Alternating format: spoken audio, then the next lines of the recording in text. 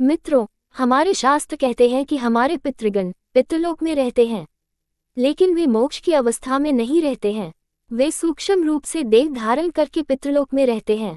उनके नाराज होने पर हमारे जीवन तथा परिवार में कई घटनाएं दिखाई देती है। वंश वृद्धि में बाधा, दुर्घटना, कलह, उन्नति में बाधा, विवाह में बाधा पितृदोष के कारण ही उत्पन्न होते हैं। आश्विन कृष्ण पक्ष में जब सूर्य कन्या राशि में प्रवेश करते हैं तो पितृलोक के दरवाजे खुल जाते हैं। तब पितर अपने कुल खानदान में अपने वंशजों के द्वार पर सूक्ष्म रूप से आते हैं और अपने सम्मान की आशा रखते हैं।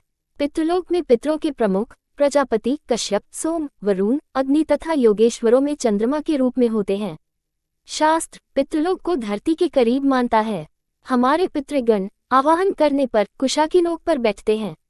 पितरों के खुश होने से हमारे घर में सुख समृद्धि आती है। हमारे कुल, ननिहाल के कुल, ससुराल के कुल, गुरु, शिष्य तथा अन्य करीबी सभी पितरों में गिने जाते हैं।